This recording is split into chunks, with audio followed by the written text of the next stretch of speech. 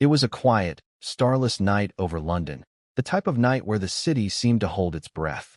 Buckingham Palace, a fortress of tradition and grandeur, stood solemn against the darkness, its golden lights flickering like distant beacons of power. But inside those storied walls, a storm was silently brewing, one that even the tight-lipped royal household could not contain. Just minutes before midnight, a call was placed to emergency services. The voice on the other end was quivering, struggling to stay composed. He's not responding. The king, we need help now. For a moment, there was only silence on the line, as if the operator too had been stunned into stillness by the gravity of those words. Then came the rush of urgency, dispatches, sirens, and a discreet yet frantic mobilization of medics, security personnel, and palace aides. Before we continue, please hit the like button, subscribe to the channel, and turn on the notification bell for updates. To the world outside, the palace gates remained shut, cold, and indifferent. But behind them, a scene of chaos and despair unfolded. King Charles III, the man who had waited nearly a lifetime to ascend the throne, lay motionless in his private chambers. His breathing was shallow, his skin pale. Senior aides gathered in hushed panic, some whispering prayers, others barking instructions as they wrestled with an impossible dilemma. Do they call for help openly, risking global headlines, or try to keep the monarch's frailty a secret? For decades, the royal family has mastered the art of concealment. Affairs, scandals, illnesses, all swept behind the grandeur of state dinners and balcony waves. But this time was different. This wasn't some rogue tabloid rumor they could deny or a family squabble they could lock behind oak doors. This was the king himself, Britain's living symbol, apparently fighting for his life. And yet, the public heard nothing. Not a whisper, not a statement. That is, until Piers Morgan entered the fray. The outspoken broadcaster and royal critic turned truth seeker stunned the world when he revealed the existence of a midnight 911 call from the palace. In a move that left both his admirers and detractors reeling, Piers shared details of a panicked conversation between palace staff and emergency responders. The king wasn't breathing, one frantic voice reportedly told the dispatcher. Morgan claimed the royal household moved quickly to silence the incident, fearing a constitutional crisis and public hysteria. The revelation set off a firestorm. Social media erupted with speculation. Was the king gravely ill? Had the palace been lying all along about his health? And if Charles III were incapacitated, even for a few hours, who was running the country? But as more details emerged, the questions only grew darker. Why did it take nearly 20 minutes for medical help to reach the king despite his status? Who else in the family knew?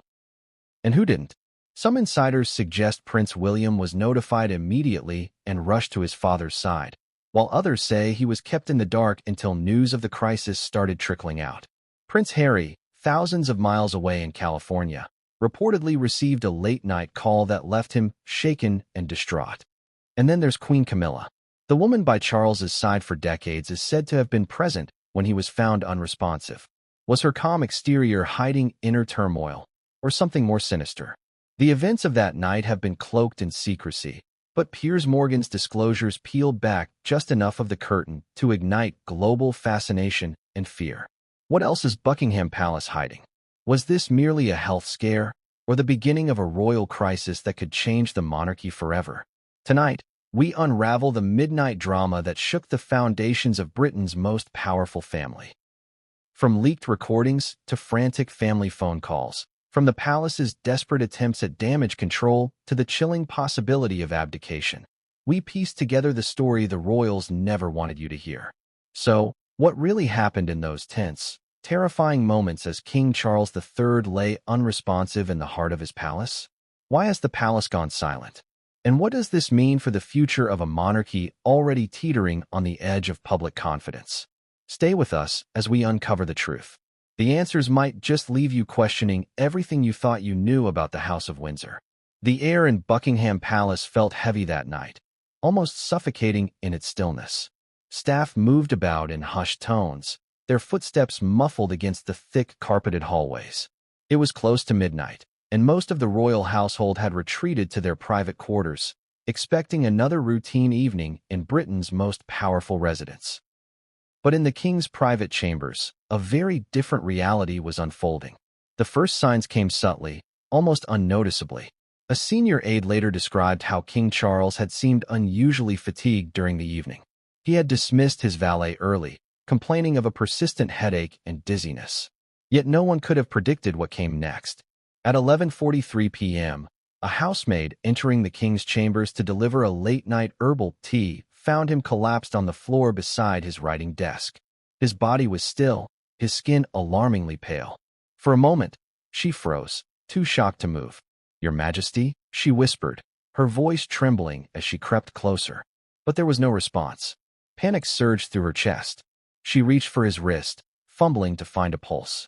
It was faint, barely there. That's when she screamed for help, her voice echoing through the dimly lit corridor. Within minutes, senior staff members arrived, their faces pale and drawn as they took in the sight before them. The King of England, an enduring symbol of stability, was lying motionless, his crownless head resting awkwardly on the cold parquet floor. "Call an ambulance," one aide barked, snapping the room into action. But another hesitated, wringing his hands nervously. "Wait, shouldn't we alert the private royal physician first? And the press office? We can't have this leaking to the media before we know what's happening." "Damn the press office," the first man snapped. "If we wait any longer, it might be too late." There was no time for debate. A senior equerry grabbed the nearest secure phone line and dialed emergency services. The call that followed would later be described by insiders as one of the most haunting moments in modern royal history. 911, what's your emergency? This is Buckingham Palace.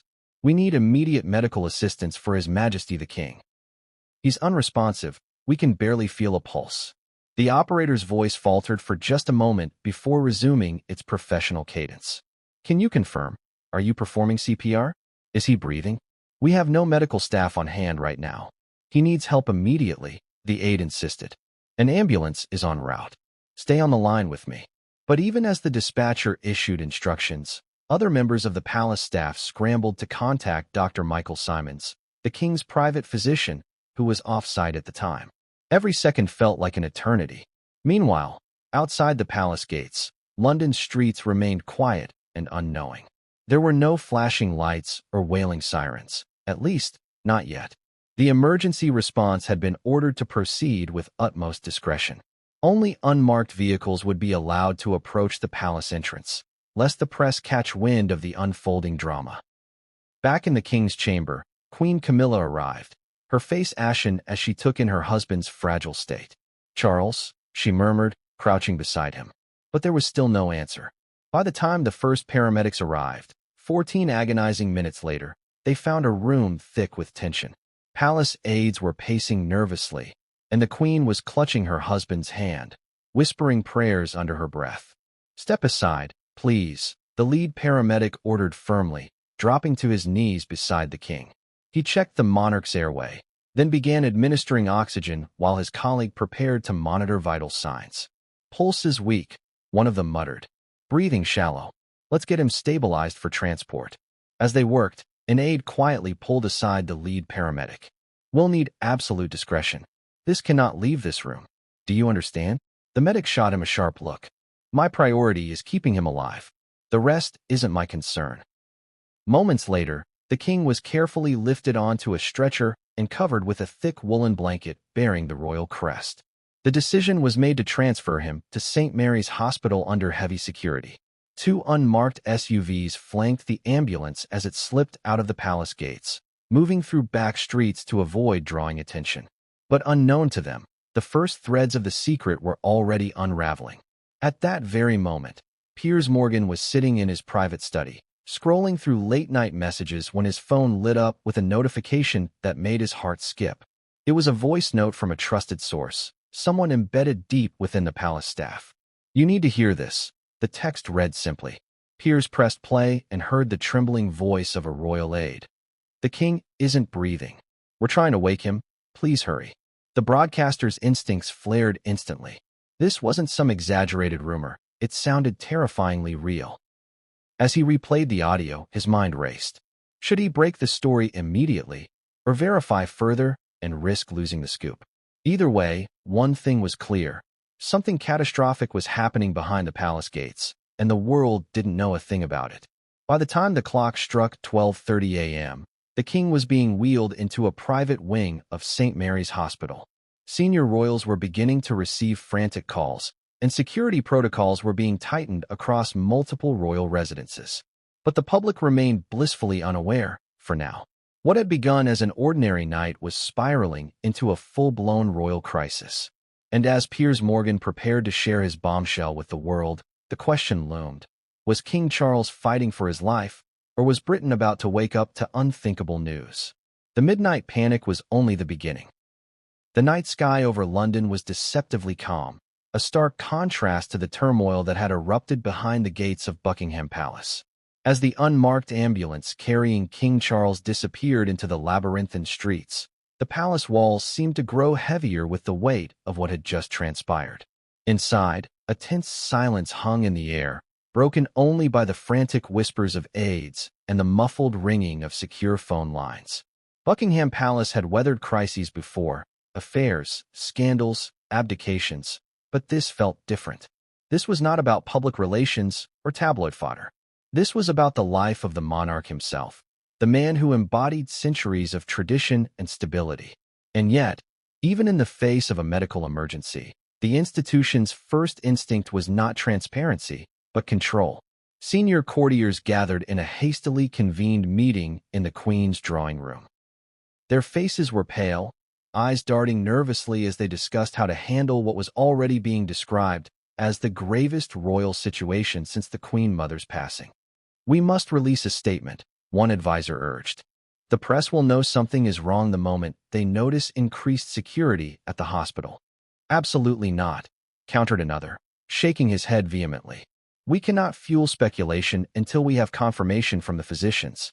Any premature announcement could trigger panic, not just here, but across the Commonwealth." Queen Camilla sat rigidly in an armchair, her hands clasped tightly in her lap. She had not spoken since returning from the hospital. Her eyes were red-rimmed, but her voice, when it finally emerged, was steady and resolute. "We will say nothing until Charles is stabilized," she declared. "I won't have the vultures feasting on him while he fights for his life." Meanwhile, palace staff were ordered to maintain routine appearances. The exterior lights remained on, guards stood at their posts, and carriages continued their ceremonial movements within the courtyard. From the outside, Buckingham Palace looked as serene as ever, but those within knew better. In the communications office, a handful of press secretaries huddled over their laptops, drafting potential statements. Each word was debated endlessly. Should they refer to the incident as a minor health issue to downplay the severity? Or would that backfire if the king's condition worsened? To complicate matters further, they were informed that Piers Morgan had already hinted at the emergency on social media. His cryptic tweet, "Midnight drama in the palace, the nation deserves the truth," was rapidly gaining traction. Journalists began calling the press office, their questions laced with suspicion. "Is His Majesty unwell? Why was there an ambulance at the palace? Can you confirm or deny reports of a 911 call from Buckingham Palace?" Every inquiry was met with the same rehearsed line: "We do not comment on private medical matters. His Majesty remains under the care of his physicians and appreciates the public's concern." But behind closed doors, tensions were boiling. Prince William had been notified of his father's collapse within minutes. He was reportedly in an intense meeting with his advisors at Kensington Palace when the call came through. Witnesses described how his face drained of color, and without a word, he excused himself and left the room. Within the hour, he was on his way to the hospital, accompanied by a small security detail. Prince Harry, however, was not so easily reached. Thousands of miles away in Montecito, California, he was woken in the middle of the night by a call from an unknown UK number. According to sources, Harry initially thought it was a hoax until he heard the voice of a senior aide. "Your father has been taken ill. You need to prepare for the possibility of the worst." Harry's response was said to be one of stunned silence, followed by a flurry of expletives. Meghan Markle, standing beside him in her robe, reportedly clutched his arm and whispered urgently, "What's happened? What's going on?" But Harry didn't answer. He was already pacing the room, his mind racing with questions and fears. Should he return to London immediately? Would he even be welcomed at Buckingham Palace after months of estrangement? Back in Britain, palace officials debated whether to summon Prime Minister Rishi Sunak for a private audience. Protocol dictated that the head of government be informed immediately if the sovereign became incapacitated. Yet even here, hesitation ruled. Is this truly necessary? One official asked. We don't even have a full medical report yet. It might be nothing more than exhaustion. But another reminded him grimly. And what if it's not? Do you really want the Prime Minister learning of the King's passing through Twitter? Outside the palace, the first hints of unease began to seep into the press. A photographer stationed near St. Mary's Hospital noticed an unusually high police presence and a stream of unmarked vehicles entering the private wing. He began snapping photos, sending them to his editor with the caption, "Something big's going down. Could be royal." It was only a matter of time before the story broke wide open. At 1:17 a.m., Piers Morgan tweeted again, "Buckingham Palace cannot stay silent much longer. The public deserves honesty. Tonight will be remembered as a turning point for the monarchy." Within minutes, hashtags like #PrayForTheKing and #RoyalCoverUp began trending worldwide. Commentators, royal watchers, and conspiracy theorists flooded social media with speculation. Was this the end for Charles? Would the throne pass to William sooner than expected? Some even floated wild theories about poisoning and sabotage, despite the lack of evidence. Inside the palace, aides monitored these developments with growing dread. The carefully maintained facade of control was cracking, and they knew it. Every time a phone rang, they braced themselves for more bad news. As the hours ticked by, an uneasy quiet settled over the royal household. Queen Camilla remained steadfast at her husband's side in the hospital, while Prince William reportedly refused to leave until he had spoken with the doctors himself. But for the rest of the world, an unsettling question lingered in the air like a storm waiting to break. Was the king still alive? And if he wasn't, what would happen to Britain's most storied institution? The monarchy had survived wars, divorces, and scandals. But could it survive the loss of its sovereign in the dead of night, under a shroud of secrecy and suspicion? This was no longer just a family crisis. It was a constitutional one, and Buckingham Palace was running out of time to contain it. Piers Morgan had never been one to hold his tongue. For decades, he'd built a career on controversy, unafraid to take on the establishment, the royals, or anyone else who thought themselves untouchable. But even he felt a chill run down his spine when he heard the recording. It was a shaky, panicked voice. A man, almost sobbing, speaking to the 911 dispatcher in the dead of night. "The king isn't breathing. He collapsed. We don't know how long he's been like this. Please, send help now." Piers listened to the audio again and again, sitting in the dim glow of his study. The clock on the wall read 12:47 a.m., but there was no way he could sleep now. The weight of what he'd been handed wasn't just journalistic gold, it was dynamite. One wrong move, and the entire monarchy could implode. He took a deep breath, staring at his phone as his fingers hovered over the call button for his most trusted producer. But even Piers, the man known for charging into every storm, hesitated. Was it too soon? Was there even a chance the king was still alive? Or was he about to break the story that the sovereign of Britain had died alone in his chambers while the world slept? His hesitation didn't last long. He wasn't built for silence. He was built for truth, or at least his version of it. By 1:15 a.m., his first tweet went live. "Something very serious has happened tonight in Buckingham Palace. The public deserves answers." Almost instantly, his phone began vibrating with notifications. Fellow journalists, politicians, and royal commentators flooded his inbox. Some begged him for details, others accused him of stirring up baseless panic. But Piers ignored them all, staring instead at the second message from his palace insider. "They're trying to suppress this," the message read. "Orders from the top. No leaks, no press, no statements. But it's bad, Piers. Really bad." He copied the audio file to his secure cloud storage, then began drafting a follow-up post. This one would send shockwaves across the world. At 1:39 a.m., Piers posted again. "Tonight, I received leaked audio of a 911 call from Buckingham Palace. Sources tell me His Majesty King Charles III was found unresponsive in his private chambers and rushed to hospital under heavy security. Why is the palace silent?" The reaction was explosive. Within minutes, hashtag Piers Bombshell and hashtag Where is the King trended globally. Instagram and TikTok were flooded with royal watchers dissecting every word. But inside Buckingham Palace, the mood shifted from anxious to outright alarm. "Damn it," barked one senior aide, slamming his fist against a mahogany table. Who spoke to him? Who leaked the call? No one answered. Their silence was telling. For all the palace's rigid hierarchies and tight security, secrets had a way of slipping through the cracks, especially on nights like this. Piers, meanwhile, was preparing for his morning show. He knew the palace would likely issue some carefully worded statements soon, if only to buy themselves time. But he wasn't waiting. "I don't care how powerful they are," he told his producer. "The people deserve to know if their king is lying in a hospital bed, or worse." Elsewhere, Prince William reportedly saw Piers's tweet just as he was leaving the hospital. Aides say he clenched his jaw, muttered something under his breath, and refused to comment further. Prince Harry, still in California, was blindsided by the revelation. Has Piers lost his mind? He allegedly snapped, pacing his Montecito kitchen as Meghan tried to calm him. "If Dad's still fighting for his life, this is the last thing we need." But Harry's anger didn't stop the wildfire. By 3 a.m. London time, major news networks had picked up the story. CNN ran a breaking news banner. Reports: King Charles rushed to hospital after palace emergency. Sky News sent a camera crew to St. Mary's, where police officers tried, and failed, to block their view of the private entrance. Meanwhile, conspiracy theories erupted online. Some claimed the king had suffered a heart attack brought on by stress. Others insisted it was a stroke. The wilder corners of the internet even suggested foul play, pointing fingers at everyone from disgruntled palace staff to foreign agents.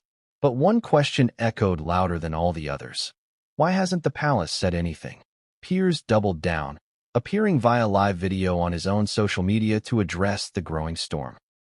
"I've been accused of fear-mongering tonight, but let me make one thing clear," he said, staring straight into the camera.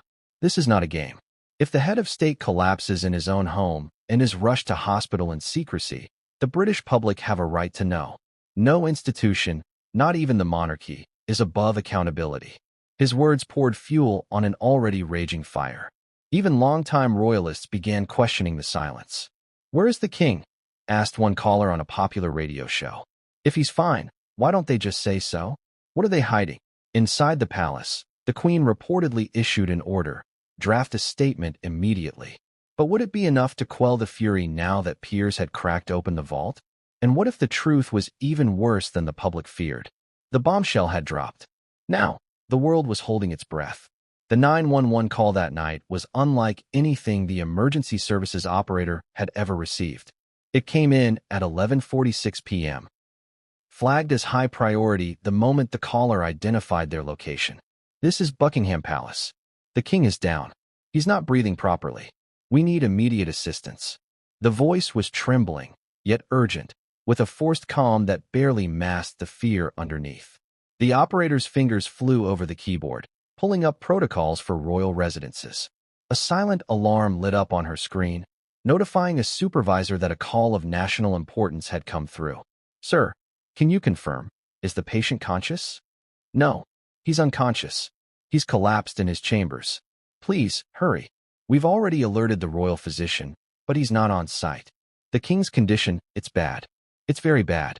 Those words, captured forever in the emergency log, would later become the center of one of the most controversial leaks in modern British history. Within minutes of the call, a rapid response team was mobilized from St. Mary's Hospital. But there was a complication. Standard ambulances with flashing lights couldn't be used, not for a royal call.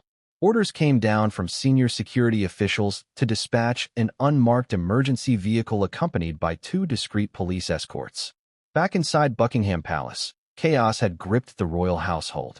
Aides scrambled, some phoning senior members of the family, others contacting medical staff to prepare for the king's arrival.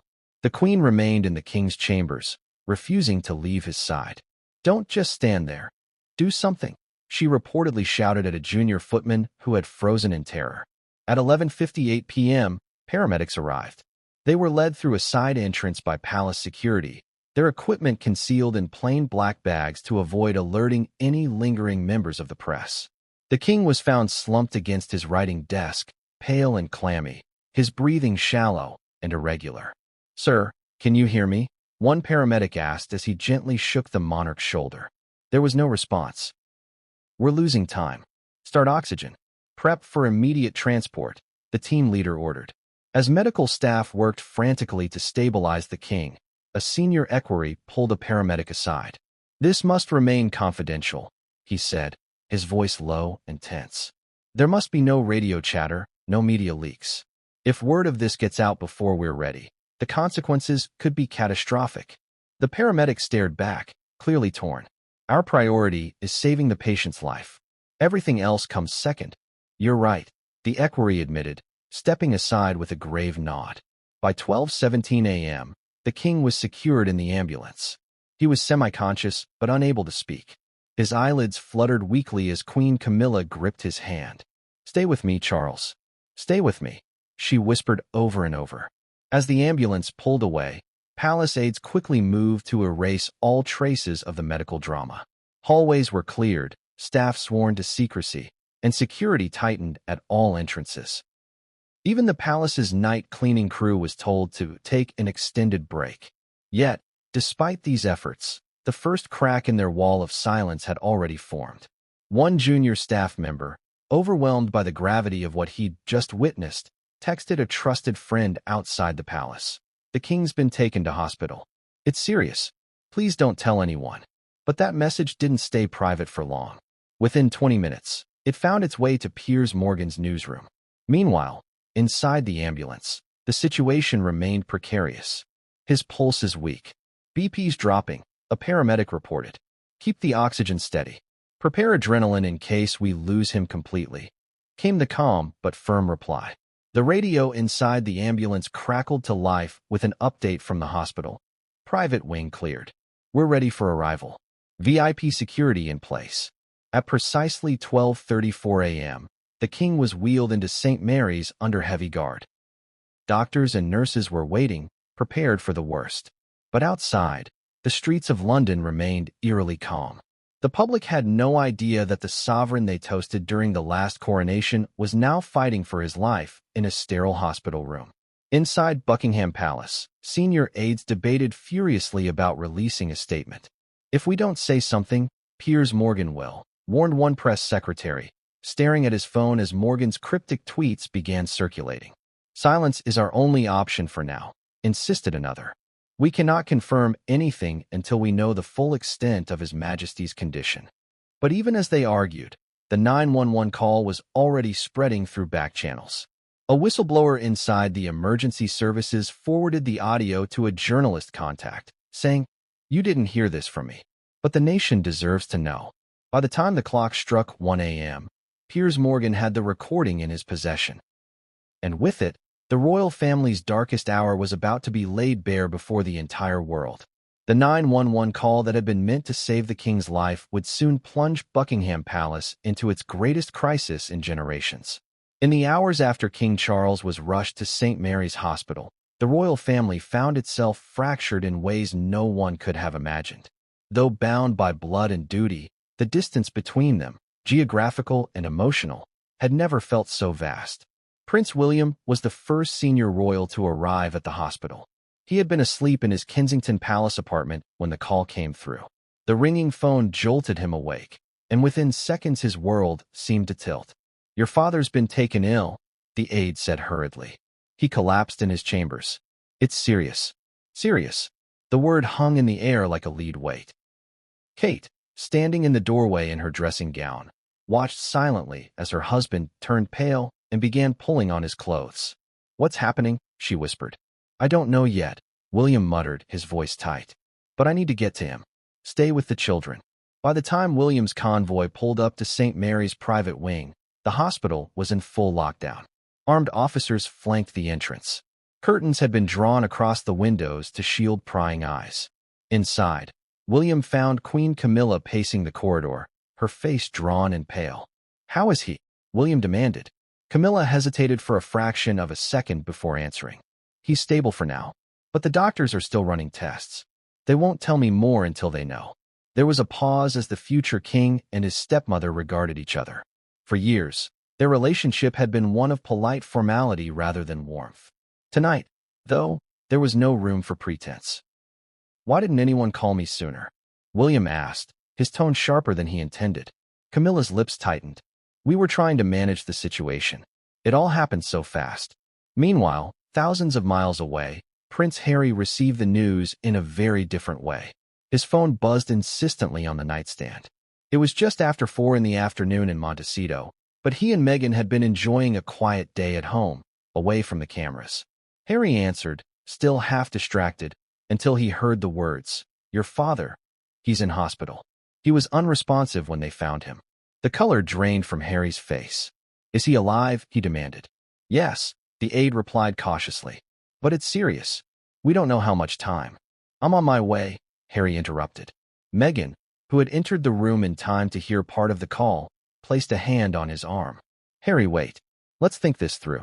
"There's nothing to think about," he snapped. "My father could be dying. I need to be there." But as he hung up and began packing a small bag, Meghan's voice grew firmer. "Harry, you know how this will play out. If you show up unannounced, the press will have a field day. And do you really think your family wants you there right now, after everything?" Harry froze. Her words cut deep because he knew she wasn't entirely wrong. His relationship with his father and brother was already strained to breaking point after months of public interviews and accusations. Would they see his return as a gesture of love or an unwanted intrusion? In London, the palace staff faced their own dilemma. Should Harry be notified officially? And if so, should they encourage him to return or quietly suggest he stay away until the dust settled?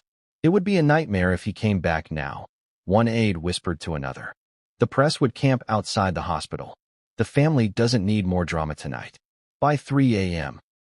Harry was still undecided, staring out at the California night. His phone buzzed with another message from an old family friend. "Harry, you should be here. Whatever's happened in the past, he's still your father." Back at St. Mary's, William sat beside his father's hospital bed, watching the steady rise and fall of Charles's chest. The king was sedated, monitors beeping softly in the background. In that quiet room, William felt the crushing weight of responsibility settle on his shoulders. If the worst happened, he would become king. The thought filled him not with pride, but with a deep, gnawing dread.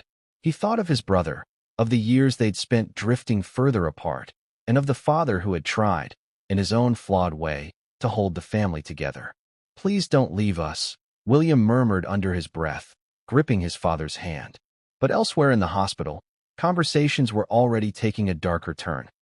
Senior courtiers began whispering about contingency plans. What if the king didn't recover? What if this health scare was a sign that the monarchy needed to prepare for a transition? For the first time in decades, the royal family was facing not just personal grief, but the very real possibility of a constitutional crisis.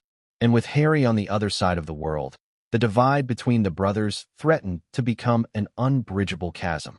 As dawn crept over London, Buckingham Palace remained silent. But within its walls, loyalties were being tested, old wounds reopened, and the future of the monarchy hung by a thread. As the first pale light of dawn stretched across the London skyline, Buckingham Palace stood as it always had, majestic, silent, impenetrable. To the casual observer, nothing seemed out of place. The Union Jack fluttered gently against the crisp morning air. Guards in their scarlet tunics and bearskin hats changed shifts with practiced precision. Carriages rolled in and out, and tourists began to gather outside the gates, snapping photos of a building that seemed immune to time. But inside, the atmosphere was anything but calm. Senior aides, advisors, and press secretaries were locked in a heated debate in the Privy Council chamber, their voices hushed but tense. The king was in a hospital bed, sedated and monitored around the clock. The entire royal family was on edge, and yet the outside world remained blissfully unaware of the night's events, at least for now. "The press is circling," one aide whispered, scrolling through his phone. "Piers Morgan has already posted twice. Sky News is preparing a live segment. If we don't release a statement soon, the speculation will spiral out of control." "Then let it spiral," countered another, an older man whose tone carried the weight of decades of palace tradition. "We do not bow to the media. We move at our pace, not theirs." "But this isn't just any story," the first man shot back. This is the king. If the public senses a cover-up, they'll turn on us in a heartbeat. In the corner, a young communications officer cleared her throat nervously. Perhaps we could release a brief statement. A carefully worded one that reassures the public without giving too much away. No, snapped the older aide. The Queen has made her position clear. Absolute silence until we have clarity from the doctors. We won't feed the beast. And indeed, Queen Camilla was adamant. In the hours since Charles had been rushed to St. Mary's, she had transformed from a grieving wife into a steely protector of the crown. Once we speak, we lose control of the narrative, she had told her advisors earlier that morning. They will tear us apart with their questions and theories. I won't allow it, not while Charles is still fighting. But despite her resolve, cracks were beginning to show. In the private apartments, Camilla had confided in her closest aide, her voice breaking for the first time. He's so fragile. I don't know if he'll come back from this. And if he doesn't, she didn't finish the sentence, but the meaning was clear. Meanwhile, at St. Mary's Hospital, doctors continued to run a battery of tests. A palace official tried to insist on full discretion, asking for all hospital staff to surrender their phones and avoid discussing the king's condition even with family. Do you think this is our first royal patient? The hospital's chief physician replied curtly, we know how to handle sensitive cases, but you're asking for complete silence in the age of smartphones. That's a fantasy. Back at the palace, rumors were already swirling. Staff whispered in hallways, wondering how serious the king's condition really was. Some claimed he had suffered a massive stroke. Others believed it was a cardiac event brought on by stress and exhaustion. And then there were the more sinister whispers, rumors that this was not a natural occurrence at all. I heard one of the paramedics mention something about toxins. A young footman murmured to another. Keep your voice down, came the sharp reply. Do you want to lose your job? But the rumor mill was unstoppable, and outside the palace walls, the media was beginning to pick up the scent. Piers Morgan wasn't the only one asking questions now. Where is King Charles? Blared the morning headlines. Emergency at Buckingham Palace, what we know so far. Silence from the palace. Is Britain's king in danger? On social media, theories multiplied at lightning speed. Some users claimed to have seen an unmarked ambulance entering St. Mary's. Others insisted the king was already dead and the palace was covering it up to prepare for William's accession. Even foreign press outlets began reporting on the story. The New York Times ran a cautious headline. Unconfirmed reports of British monarch hospitalized. Meanwhile, French and German tabloids were less restrained, splashing lurid headlines across their front pages.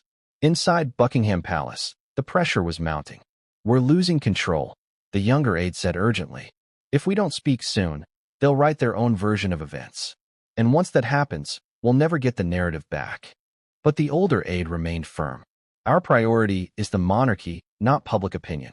The people will accept what we tell them when we're ready. Even as they argued, another storm was brewing. At St. Mary's, a nurse had discreetly recorded a video on her phone showing security escorting Queen Camilla through a back corridor. She sent it to a friend, who promptly leaked it to a popular gossip site. Within minutes, the grainy clip was circulating online, accompanied by breathless captions. Breaking: Queen Camilla seen visiting King Charles at hospital amid health scare. The palace's worst fears were coming true. Contain it, barked the communications director, his face pale with panic. Call our media contacts. Get them to hold the story. We cannot allow this to spread. But it was already too late. By mid-morning, the BBC interrupted its regular programming with a somber announcement. We are receiving reports that His Majesty King Charles III has been admitted to hospital overnight. Buckingham Palace has yet to comment. The words sent a ripple of dread across the nation. At Downing Street, Prime Minister Rishi Sunak demanded an urgent briefing. I need to know exactly what's happening. If the king is incapacitated, we may need to consider invoking the Regency Act. The suggestion hit like a thunderclap. The Regency Act, a relic of British constitutional law, allowed for the appointment of a regent if the monarch was deemed unable to perform his duties.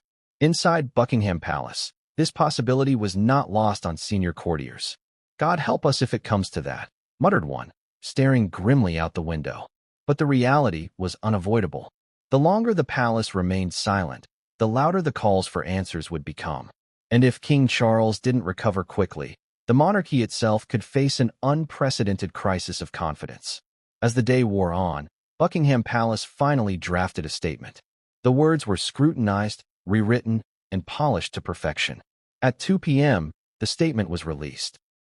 His Majesty King Charles III was admitted to hospital last night as a precautionary measure after feeling unwell. He is receiving medical attention and remains in good spirits. The King and Queen appreciate the public's concern and request privacy at this time. But the carefully crafted reassurance did little to calm the storm. Was it true? Or was it just another layer in a palace cover-up designed to shield the monarchy from its darkest hour? The silence had been broken, but the questions were only beginning. At first, the palace statement seemed to calm the storm, if only for a moment. News anchors read it aloud with carefully modulated tones. Commentators offered cautious optimism, and social media posts shifted slightly from wild speculation to tentative prayers. But beneath the surface, the unease only grew stronger. Because for many, the palace's words raised more questions than they answered. Admitted as a precautionary measure? Muttered one veteran royal watcher during a live television panel. If that were true, why the heavy security at the hospital? Why the blackout on all communications for nearly 12 hours? Something about this doesn't add up. In pubs, cafes, and homes across Britain, the same doubts rippled through conversations. It wasn't just the king's health at stake. It was trust in an institution that had always traded on an air of stability and control. Then came the whispers from inside the hospital. An anonymous staff member spoke to a tabloid under the condition of strict anonymity. "We're not allowed to talk about it, but I'll say this. He didn't look like a man admitted as a precaution. When they wheeled him in, he was pale as paper and barely conscious. This is serious." By midday, theories began to multiply. One faction claimed the king had suffered a massive heart attack. Another suggested a stroke, pointing to his reported weakness and slurred speech in recent public appearances. But the most shocking theory came from a more conspiratorial corner of the internet, that the king had been poisoned. It sounded far-fetched at first, yet a few details fueled the fire. First, there was the fact that Charles had enjoyed a private dinner the night before with a small group of senior advisors and family members. What if something he consumed that evening had triggered this collapse? Then there were rumors of a security breach weeks earlier, an intruder caught near the royal kitchens. Was this just a random medical episode, asked one viral post, or the result of something far more sinister? Even mainstream outlets began treading into dangerous territory. One newspaper ran the headline, "Medical emergency or attempted assassination." Palace silent as speculation mounts. At St. Mary's, doctors continued to work tirelessly. But behind closed doors, they too were beginning to worry. The king's vital signs had stabilized, but he remained unresponsive. Dr. Simons, the royal physician, addressed the Queen and Prince William privately. "He's in critical but stable condition," he explained carefully. "We're running tests for cardiac issues, but we also need to explore possible toxins, just to rule it out." Camilla stiffened. "Toxins? You think someone tried to harm him?" "We don't know," the doctor admitted. "But in cases like this, we have to consider every possibility." William said nothing, his jaw tight as he stared out the window.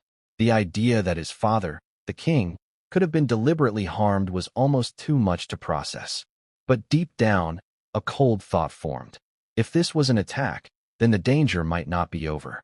Meanwhile, Prince Harry was still weighing his next move. In Montecito, Meghan pressed him to remain calm and cautious. "You can't just jump on a plane without knowing the full picture," she urged.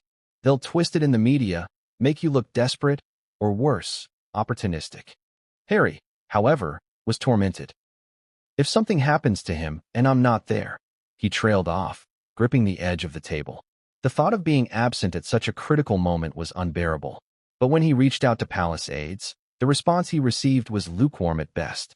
"Perhaps it's better if you wait," one senior official told him. "The king needs rest, and the hospital is already overwhelmed." Harry slammed the phone down in frustration. "They don't want me there. That's the truth, isn't it?" As the hours passed, the story took on a life of its own. Foreign governments began reaching out quietly to Downing Street, seeking reassurances about Britain's stability. Financial markets showed subtle tremors, with the pound dipping slightly amid concerns about potential upheaval. Even within the palace, divisions began to emerge. Some advisors urged for full transparency, fearing that secrecy would backfire. The monarchy can't survive another Diana-level scandal, one aide warned. If the public believes we're lying to them about the king's health, we may never recover their trust. But traditionalists held firm. Revealing too much would invite chaos, countered another. We must protect the crown at all costs. At 6 p.m., another statement was released, this time more carefully worded. His Majesty is under close observation and responding to treatment. There is no cause for alarm. But by then, the damage was done. Piers Morgan, ever the provocateur, went live on his broadcast. His words sent shockwaves across the nation. They want us to believe there's no cause for alarm, he said, his voice dripping with skepticism. But I've spoken to sources who say the king was unresponsive for nearly half an hour before help arrived. And now they're testing for toxins. If that doesn't alarm you, I don't know what will. Viewers leaned in closer as Piers delivered his closing salvo. This isn't just about one man's health. This is about the integrity of an institution that's supposed to represent all of us. If the palace is hiding the truth, the people have a right to demand answers. Across Britain and beyond, millions of eyes turned toward Buckingham Palace, waiting for the next move in a drama that felt less like history and more like a ticking time bomb. Would the king recover? Or was this the beginning of a royal crisis that could shatter the very foundations of the crown? The sun had barely risen on a new day when the public outcry began to swell into a deafening roar. What had started as quiet murmurs in the early hours of the morning had now transformed into a full-blown storm of speculation, outrage, and fear. Across Britain, radios blared with updates, television anchors spoke in hushed, somber tones, and social media feeds exploded with hashtags that seemed to grow louder by the minute. Hashtag, where is the king? Hashtag, pray for Charles. Hashtag, royal cover-up. On Twitter, the reactions were relentless. Some users expressed heartfelt concern, posting photos of the king from his coronation alongside candle emojis and messages of hope. Others were less forgiving, accusing the palace of lying outright. If the king's fine, why are they hiding him? One tweet read, garnering over 200,000 likes in under an hour. They think we're stupid. You don't call an ambulance for precaution. Something's wrong, and they're keeping it from us. In London's Hyde Park, a small crowd had gathered near Buckingham Palace's gates. At first, it was only a handful of curious onlookers, but as news vans began to arrive, the gathering swelled. People pressed against the iron railings, peering in as though they might catch a glimpse of what was happening beyond the imposing stone walls. I just want to know if he's okay, said an elderly woman clutching a Union Jack. We've been through so much in this country. We don't need another shock. But not everyone outside the palace was so measured. A younger man, holding up a cardboard sign that read, "The crown is crumbling," shouted toward the cameras. They've lied to us for years. We're not just going to sit back and let them hide the truth about the king. The sentiment echoed across airwaves. On a popular morning radio show, callers phoned in with theories and frustrations. They're treating us like children, said one caller from Manchester. This isn't the Middle Ages. We deserve to know what's happening with our head of state. By midday, even the normally restrained BBC was beginning to sound the alarm. This is becoming a moment of reckoning for Buckingham Palace, said one commentator. The question isn't just about King Charles's health, it's about trust. If they can't be honest with the public during a crisis, when can they? In tabloid newsrooms, editors rubbed their hands together gleefully. This was the kind of story that sold papers by the millions. Front pages screamed, "What are they hiding?" Fears for the king's life. Piers Morgan, I'll expose the palace lies. But while many in the media framed their coverage as concern, others couldn't resist sensationalism. One notorious tabloid published an unverified report claiming that the king was already dead and that palace officials were delaying the announcement to prepare the country for the shock. This only fueled more hysteria. In a viral TikTok video, a young woman with tear-streaked cheeks addressed her followers. If the rumors are true, if King Charles is gone, what does that mean for William? What about Harry? And what about us? Even late-night comedians waded into the chaos, with one quipping, "Well, at least Meghan Markle isn't trending, yet." But behind the scenes, Meghan was trending, though not in a way she would have welcomed. On certain corners of the internet, conspiracy theorists began weaving elaborate tales about her involvement in the king's health scare. "It's too convenient," one viral post claimed. "Harry and Meghan alienate themselves from the family, and suddenly the king collapses? You do the math." The baseless accusations sparked heated arguments online. For every commenter shouting traitors, there were others defending the Sussexes and urging people not to jump to conclusions. Meanwhile, inside St. Mary's Hospital, the royal family watched the growing public reaction with increasing anxiety. "They're turning on us," one palisade whispered to another as they scrolled through trending topics on their phone. "If we don't get ahead of this, we'll lose control completely." Prince William was furious. "How did this happen?" he demanded during a tense meeting with senior advisors. "How did a private family emergency turn into a circus overnight?" No one had a satisfying answer. Even Queen Camilla, normally unflappable, looked worn down by the strain. "They're like sharks," she murmured. "They smell blood in the water."